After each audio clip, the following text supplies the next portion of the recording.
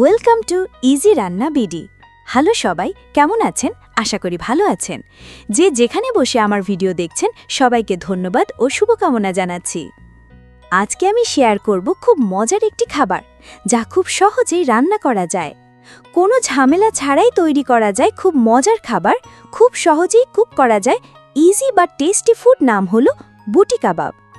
আমি এখানে হাড় চর্বি ছাড়া একদম সলিড গরুর মাংস নিয়েছি 500 গ্রাম, আর মাংসর পিসগুলো দেখতে পাচ্ছেন এরকম ছোট ছোট। যেহেতু বুটি কাবাব, বুঝতেই পারছেন মাংসের পিস কিন্তু ছোটই রাখতে হবে, তবে আপনারা চাইলে এর থেকে আরেকটু বড় করতে পারেন।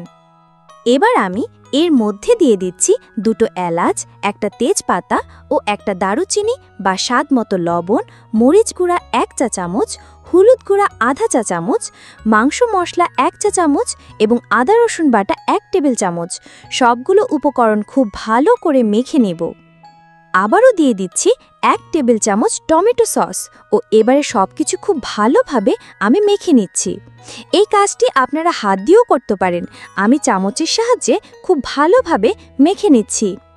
মশলার সঙ্গে মাংসটা খুব ভালোভাবে মেখে নেওয়ার পরে মাংসের সমান সমান পানি দিয়ে দিচ্ছি। এখন রান্নায় বসিয়ে দেব। নর্মালি যেভাবে মাংস রান্না করি সেভাবেই হবে, 100% রান্না হবে। চুলায় বসিয়ে দিচ্ছি। ফাইনালি রান্না করে নিয়েছি। পানিটা একদমই শুকিয়ে নিতে হবে। অনেকটাই পানি টেনে এসেছে আর মাংসটা 100% কুকড হয়ে গিয়েছে। এবারে অতিরিক্ত যে এক্সট্রা পানিটা রয়েছে এটা খুব ভালোভাবে আমি টেনে নিলাম।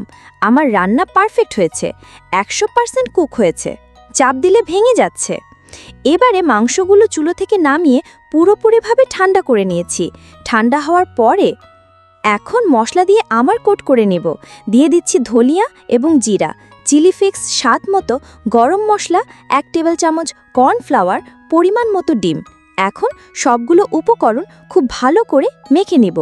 খুব ভালো করে কোট করা হয়েছে, এখনই ভেজে নিব।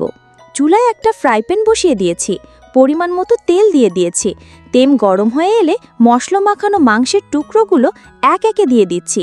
যেহেতু মাংস আগে থেকেই রান্না করা, তাই এগুলো ভাজতে খুব বেশি সময় লাগবে না।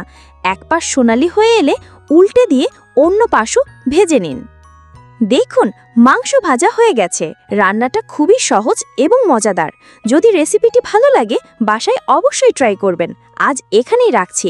Thank you for watching.